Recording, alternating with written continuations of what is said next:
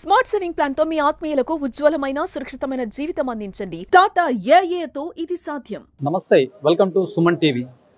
పాకిస్తాన్ సంబంధించినటువంటి ఉగ్రవాదులు జమ్మూ కాశ్మీర్ సంబంధించినటువంటి పహల్గామ్లో అమాయకులైన హిందువులను చంపినటువంటి పరిస్థితి దేశవ్యాప్తంగా కూడా సంచలనంగా మారింది. ఒక అమాయకమైనటువంటి పౌరులను మతం పేరుతో కూడా అడిగి చంపడం కూడా ఇది దేశంతో పాటు కూడా ప్రపంచం మొత్తం కూడా ఇటువైపు చూసింది. పాకిస్తాన్ని కూడా చాలా మట్టుకు అన్ని దేశాలు సైతం కూడా ఖండించాయి. ఇది కరెక్ట్ పద్ధతి కాదని చెప్పేసి ప్రపంచ దేశాలు సైతం దీనిపైన ఆగ్రహం వ్యక్తం చేశాయి. ఈ నేపథ్యంలో ఆచితూచి కూడా భారతదేశం వ్యవహరించింది. ఎందుకంటే యుద్ధం కాకుండా కూడా సరైన సమయంలో అన్ని రకాలుగా పాకిస్తాన్ పైన దెబ్బ పెట్టాలి అనే ఉద్దేశంతో కూడా వేచి చూసినటువంటి భారత ప్రభుత్వం కూడా ఆపరేషన్ సింధూర్ పేరుతో కూడా యుద్ధం స్టార్ట్ చేసిందని చెప్పొచ్చు. ఉగ్ర స్థావరాలను కూడా లక్ష్యంగా చేస్తూ కూడా దాడులు చేసి కూడా సక్సెస్ అయినటువంటి పరిస్థితి. ఉగ్రవాదుల్ని కుకుటి వేలుతో కూడా పెకిలించే విధంగా ప్రయత్నం చేసింది భారతదేశం. దీంతో పాకిస్తాన్ ఒకేసారిగా అలజడి రేగి అమాయకమైనటువంటి ప్రజలపైన దాడులు చేసింది. జమ్మూ కాశ్మీర్లోని అక్కడ ఉన్నటువంటి సరిహద్దు ప్రాంతాల వెంబడి కూడా దాడులు చేసి అమాయకమైనటువంటి ప్రజల్ని బలి తీసుకుంది. దీంతో కూడా మొత్తం రంగం సిద్ధం చేసుకున్నటువంటి ప్రభుత్వం ఇక్కడ త్రివిధ దళాల్ని సైతం కూడా రంగంలోకి దించి యుద్ధం ప్రారంభం చేసింది. ఆపరేషన్ సింధూర్ పేరుతో కూడా మొత్తం పాకిస్తాన్ ఉగ్ర స్థావరాలను కూడా కుకుడు వేలుతో పెక్కిలించే విధంగా కూడా ఎక్కడెక్కడ మిసైళ్లను స్టార్ట్ చేసి ఉగ్రవాదుల్ని కూడా మొత్తం తుదముట్టించినటువంటి పరిస్థితి. మొత్తం ఇప్పుడు దేశవ్యాప్తంగా కూడా ఒక యుద్ధ వాతావరణం నెలకొంది. ఎప్పుడైనా సరే భారతదేశం యుద్ధానికి కూడా ముందుండదు. ఎందుకంటే చాలా ఆచితూచి వ్యవహరిస్తుంది. మన జోలికి వస్తే కనుక అప్పుడు మనం దానికి 1కి 10 రెట్లు కూడా మన ప్రభావం మన దేశం యుద్ధంలో ఏ విధంగా ఎదుర్కొంటుంది, ఏ విధంగా ముందుకెళ్తుందని చెప్పేసి కూడా అట్లాంటి ధోరణితో ఉన్నటువంటి మొత్తం భారతదేశం పైన ఇప్పుడు పాకిస్తాన్ చేసేటువంటి కవ్వింపు చర్యలు మొత్తం దేశాన్ని ఒకవైపు కూడా మొత్తం అందరూ ఏం జరుగుతుంది ఇట్లాంటి కవ్వింపు చర్యల్ని ఎవరు కూడా ఉపేక్షించకుండా కూడా ముందరికెళ్తున్నటువంటి పరిస్థితి. ఈ ఆపరేషన్ సింధూర్ కూడా మొత్తం దేశవ్యాప్తంగా కూడా ప్రతి ఒక్కరు దీన్ని యాక్సెప్ట్ చేస్తున్నారు. ఇలాంటి పాకిస్తాన్కి దెబ్బకు దెబ్బ కొట్టి చూపెట్టాలని చెప్పి కూడా దేశవ్యాప్తంగా ప్రజలు ఎదురు చూస్తున్నారు. ఇదే కోవలో కూడా భారత ప్రభుత్వం ముందుంది. త్రివిధ దళాల్ని కూడా రంగం సిద్ధం చేసి ఇప్పటికే యుద్ధం ప్రారంభమైంది. నగరంలో పూజలు సైతం నిర్వహిస్తున్నారు.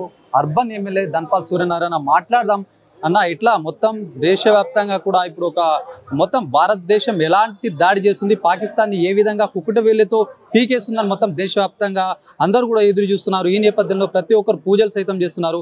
మొత్తం ఎట్లా చూడాలి ఈ అంశాన్ని? భారతదేశం మొదటగా యుద్ధం చేయలే. 22 ఏప్రిల్ రోజున జరిగిన అమాయక పహల్గామ్ ప్రాంతంలో అమాయక టూరిస్టులపై జరిగిన మారణ హోమానికి నరేంద్ర మోడీ గారు దానికి ఎవరైతే కారకులో వారి వెనుక ఉన్న వాళ్ళని కానీ వారిని కానీ విడిచిపెట్టే ప్రసక్తే లేదు అని హెచ్చరించిన తర్వాత కూడా పాకిస్తాన్ ఈరోజు మొత్తం టెర్రరిస్టు దేశం. అక్కడున్న అధికారులు కానీ ప్రజాప్రతినిధులు కానీ సైన్యం కూడా మొత్తం టెర్రరిస్టులతో కలిసిపోయే పనిచేస్తూ ఉంది. చేసిన ఉగ్రదాడికి బదులుగా భారతదేశంలోని గుజరాత్ రాజస్థాన్ బార్డర్లో ఉన్న అమాయక ప్రజలపైన వారు ఫైరింగ్ చేస్తూ ప్రాణాలు బలిగొంటా ఉన్నారు. దానికి జవాబుగా దాంతోపాటు పాకిస్తాన్ నిన్న రాత్రి సుమారు 8 గంటలకు క్షిపణులు ఇతర ఆయుధాలతోటి భారతదేశం వైపు యుద్ధం ప్రారంభించింది. దానికి ధీటుగా భారతదేశ సైనికులు అన్ని క్షిపణులను కూడా స్మాష్ చేస్తూ పాకిస్తాన్లో ఉన్న డిఫెన్స్ స్థావరాలన్నింటినీ కూడా నాశనం చేయడం జరిగింది. పాకిస్తాన్ ప్రధాని షరీఫ్ ఎవరైతే ఉన్నారో జస్ట్ మిస్సింగ్ అండర్గ్రౌండ్కు వెళ్ళిపోయిండు. ఏదైతే నరేంద్ర మోడీ గారి ఆశయం ఉందో ఉగ్రవాదాన్ని తుదిముట్టించడం, ఉగ్రవాదాన్ని కూకటి వేలుతో పీకేయడం అనేది ఆయన లక్ష్యం ఉందో మొట్టమొదటగా ఈ వినాశనం పాకిస్తానే ప్రారంభించడం జరిగింది. తప్పకుండా ఈ పాకిస్తాన్ భారతదేశ యుద్ధం ఏదైతే జరుగుతూ ఉందో ధైర్యానికి సాహసానికి మారుపేరైన భారతదేశ సైనికులకు ఆ భగవంతుడి శక్తినివ్వాలని యుక్తినివ్వాలని ఈ యుద్ధంలో భారతదేశం అఖండ విజయం సాధించాలని ఈరోజు ఇందూర్ నగరంలో కంఠేశ్వర ఆలయంలో భారతీయ జనతా పార్టీ నాయకులు, కార్యకర్తలు, అభిమానులు మరియు పెద్దలందరూ కూడా ఇక్కడ పూజలు చేయడం జరిగింది. ఆ శివుడి ఆశీర్వాదంతో ఈ యుద్ధము భారతదేశం అఖండ విజయం సాధించాలని మన సైనికులకు శక్తినివ్వాలని కోరుకోవడం జరిగింది.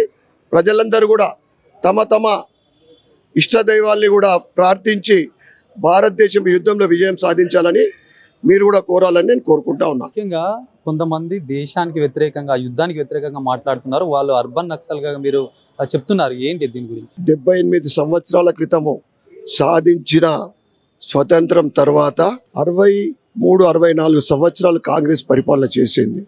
వీళ్ళ పీరియడ్లో జరిగిన యుద్ధం జరిగిన తర్వాత చైనాకు వేలాది ఎకరాలు, వేలాది కిలోమీటర్ల భూమిని దారాదత్తం చేయడం జరిగింది చైనాకు. తర్వాత పాకిస్తాన్తో యుద్ధం జరిగినప్పుడు భారతదేశం విజయం సాధించిన తర్వాత కూడా కశ్మీర్ సగ భాగాన్ని పాకిస్తాన్కు దారాదత్తం చేయడం జరిగింది. అంటే వీళ్ళ వక్రబుద్ధి ముందు నుంచి కూడా దేశభక్తి లేదు, దేశం మీద అభిమానం లేదు ఈ కాంగ్రెస్ వాళ్ళకు. ఏదైతే ఆపరేషన్ సింధూర్ జరిగిన తర్వాత ఈ అర్బన్ నక్సల్స్ కాంగ్రెస్ వాళ్ళు మన సైనికుల పైన కానీ ఈ ఆపరేషన్ సింధూర్ పైన నెగిటివ్ టాక్స్ మాట్లాడుతూ ఉన్నారు. ఈరోజు యుద్ధ సమయంలో ప్రజలందరూ కూడా సైనికులకు అండగా ఉంటూ కేంద్ర ప్రభుత్వానికి, నరేంద్ర మోడీ గారి కేంద్ర ప్రభుత్వానికి అండగా ఉంటూ ధైర్యాన్ని ఇచ్చే బదులు నెగిటివ్గా మాట్లాడుతున్న ఈ అర్బన్ నక్సల్స్ మాట్లాడే ముందు జాగ్రత్తగా మాట్లాడాలని, గతంలో ఉన్నట్లు ఈరోజు కేంద్రంలో కాంగ్రెస్ ప్రభుత్వం కాదు, దమ్ము ధైర్యం ఉన్న నరేంద్ర మోడీ గారి ఆధ్వర్యంలో భారతీయ జనతా పార్టీ ప్రభుత్వం ఉంది. మోడీ హైతో ముమ్కిన్ హై, మోడీ ఉంటే అన్ని సాధ్యమే. కనుక మీరు మాట్లాడే ముందు 1-2 సార్లు మాట్లాడాలా. ఎందుకంటే వీళ్ళకు అలవాటు అయిపోయింది. ఏదో ఇప్పుడు సానుభూతి కొందరు చూపెడుతుంటారు, కొందరు వ్యతిరేకంగా మాట్లాడుతున్నారు. వీళ్ళ మనసులో ఉండేది ఎప్పుడు కూడా ఆ తుర్కోల గురించి బాగా ప్రేమ, అభిమానం. ఎందుకంటే ఆ ఫ్యామిలీ ఏదైతే ఉన్నదో అది హిందువుల్లా, తుర్కోల్లా, క్రిస్టియన్లా ఇప్పటికి ఎవరికి తెలియదు. కనుక ఇప్పుడైనా ఇటువంటి సమయంలో మనం మన సైనికులకు ధైర్యం ఇవ్వాలి, కానీ ఇటువంటి నెగటివ్ టాక్ మాట్లాడొద్దని మేము అర్బన్ నక్సల్స్కు మేము హెచ్చరిస్తూ ఉన్నాం. ఏదైతే పాకిస్తాన్ పౌరసత్వం ఉన్న వాళ్ళని కూడా దేశం నుంచి ఇప్పటికే వెళ్ళిపోవాలని చెప్పి క్లియర్గా చెప్పారు. ఇక్కడ కూడా ఏమన్నా మీరు కూడా సిపికి కలవడము, ఒక మెమోరాండం ఇచ్చారు, ఎక్కడైనా ఉంటే మనకు ఖచ్చితంగా పంపించేయాలని, అది ఎక్కడ వరకు వచ్చింది, ఎట్లా ఉంది? బరాబర్ వెళ్ళిపోవాల్సిందే. నరేంద్ర మోడీ గారు ఆ నిర్ణయం తీసుకున్నారు, కేంద్ర ప్రభుత్వం నిర్ణయం తీసుకున్నది. ఈరోజు నార్త్లో ఉన్న స్టేట్స్ అనేక మంది అక్కడ నుండి సిటీలు అయిన పాకిస్తాన్లో వెళ్ళిపోవడం జరిగింది. ఇక్కడ తెలంగాణ నుండి ఇంకా చాలామంది పోవాలా, కానీ ఇక్కడ ఉన్నది కాంగ్రెస్ ప్రభుత్వం. ఇప్పటికీ వాళ్ళని కాపాడుతూ ఉంది ఈ రేవంత్ రెడ్డి సర్కార్. నిజామాబాద్లో కూడా, ఇందూరులో మేము కలెక్టర్ గారికి మరియు సిపికి లెటర్ ఇవ్వడం జరిగింది. తప్పకుండా పాకిస్తాన్ నుండి వచ్చి ఇక్కడ సెటిల్ అయిన వాళ్ళు కానీ ఇంకా ఎవరైనా కానీ పాకిస్తాన్ వచ్చిన వాళ్ళు అందరూ కూడా పాకిస్తాన్కు పోవాల్సిందే, పోవాలని మేము డిమాండ్ చేస్తాం. ముఖ్యంగా పాకిస్తాన్తో పోలిస్తే భారతదేశం 10 రెట్లు కూడా అన్ని రకాల్లో కూడా ఇక్కడ సైన్యం కావచ్చు, ఇక్కడ క్షిపణులు సైతం కూడా ఉన్నాయి. మొత్తానికి యుద్ధ వాతావరణం అయితే నిన్న నుంచి స్టార్ట్ అయిందని చెప్పొచ్చు. యుద్ధంలో విజయం తథ్యం భారతదేశం అని ప్రపంచంతో పాటు ప్రజలందరూ కూడా కోరుకుంటున్నారు. ప్రజలకు ఎలాంటి మెసేజ్ ఇస్తారు? భారతదేశం 10 ఇంతలు పెద్దదైనా, మన యొక్క సైనిక సంఖ్య పెద్దదైనా, ఆపరేషన్ సింధూర్ నిర్వహించింది కేవలం 2 మహిళలు మాత్రమే. ఒక 2 మహిళలే ఆ 9 స్థావరాల పైన అటాక్ చేసిండ్రు. ఇక పెద్ద సంఖ్యలో మూవ్మెంట్ అయితే ఇలా ప్రపంచ పటంలో పాకిస్తాన్ కనిపించేదిగా.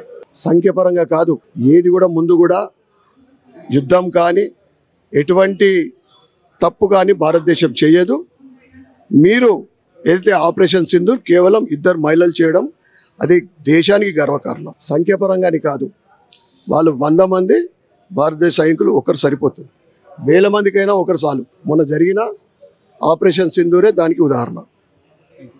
ఇది మొత్తానికి కూడా ఏదైతే భారతదేశం యుద్ధానికి మొదటగా ప్రాధాన్యం ఇవ్వలేదు, ఎవరైతే భారతదేశం వైపు చూసి భారతదేశంలోని అమాయకమైనటువంటి పౌరుల పైన దాడి చేయడము, వాళ్ళని చంపేసరికంటే మొత్తం దేశం మొత్తం ఆగ్రహంతో రగిలిపోయింది. మొత్తం కూడా ఎవరైతే ఇట్లాంటి దాడికి పడిపడ్డారో ఈ ఉగ్రవాదుల్ని కూడా కూకిటి వేళ్ళతో పీకేయాలనే లక్ష్యంగా కూడా చాలా మొత్తం కూడా భారతదేశ ప్రజలు సైతం కోరుకున్నారు. దీనికి భారత ప్రభుత్వం కూడా ఆచితూచి వ్యవహరించింది.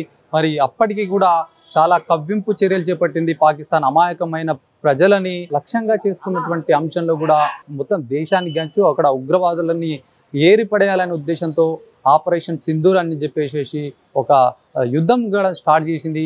ఇప్పటికే కూడా ఎక్కడికక్కడ క్షిపణులు సైతం కూడా ఆ ఉగ్ర స్థావరాలను లక్ష్యం చేసుకుని అక్కడ మొత్తం ఉగ్ర స్థావరాలని సైతం కూడా మొత్తం ఆర్మీ సంబంధించినటువంటి త్రివిధ దళాలు ఇప్పటికే రంగంలోకి దిగి ఎక్కడికక్కడ కూడా ఉగ్రవాదుల్ని ఏరివేసే ప్రయత్నం అయితే చేస్తూ ఉంది. ఆపరేషన్ అయితే మొత్తం యుద్ధం మొదలైంది. ఈ యుద్ధానికి కూడా ప్రతి ఒక్కరు కూడా అలర్ట్గా ఉండాలి. ప్రతి ఒక్క ఏదైతే ముఖ్యంగా జమ్మూ కాశ్మీర్ సంబంధించి కూడా ప్రజలందరికీ కూడా ఇప్పటికే అన్ని రకాలుగా కూడా అవగాహన కల్పించారు. యుద్ధం వచ్చింది కాబట్టి ఎలాంటి జాగ్రత్తలు తీసుకోవాలి, అక్కడ ప్రజలు ఎట్లా ఉండాలని చెప్పేసి ఇప్పటికే మాక్ డ్రిల్స్ సైతం కూడా దేశవ్యాప్తంగా మొత్తం త్రివిధ దళాలు కూడా దీని గురించి చెప్పినటువంటి పరిస్థితి. మరి భారతదేశం కూడా తన పైన ఎవరైనా దాడి చేస్తే ఆ దాడిని చూసి కూడా ఆ దాడిని ఏ విధంగా ఉంటుంది, మన ప్రతి దాడి ఏ విధంగా ఉంటుందని చెప్పేసి కూడా ఈ ఆపరేషన్ సింధూర్ కూడా తెలియజేస్తుందని చెప్పేసి కూడా అర్బన్ ఎమ్మెల్యే ధన్పాల్ సూర్యనారాయణ చెప్తున్నటువంటి పరిస్థితి. కెమెరా పర్సన్ జగదీష్తో శ్రీనివాస్, సుమన్ టీవీ, నిజామాబాద్.